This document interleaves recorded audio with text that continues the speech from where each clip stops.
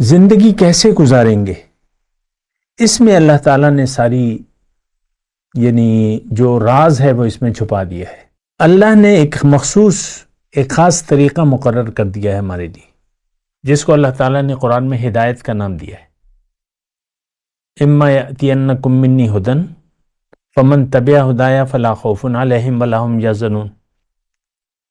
میری طرف سے تمہیں زندگی گزارنے کا طریقہ، ہدایت میں تمہیں بتاؤں گا۔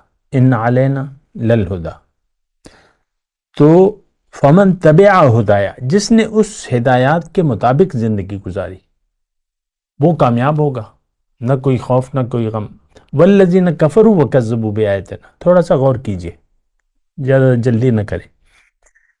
جنہوں نے انکار کیا یا جھٹلایا، جھٹلانے والے کون ہیں؟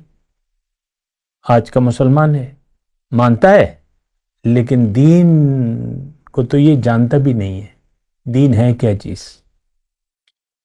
تو جنہوں نے انکار کیا یا جھٹلایا تو یہ دونوں جہنمی ہیں اور ہمیشہ کے لیے جائیں گے۔ ہم فیہا خالدون والذین کفروا وکذبوا بآیاتنا اولئک اصحاب النار ہم فیہا خالدون۔ دیکھیں، ایک بات تو میں آپ کو کہتا رہتا ہوں، کسی دھوکے میں نہ رہیں کہ آپ مسلمان ہیں، برائے نام مسلمان تو ہیں۔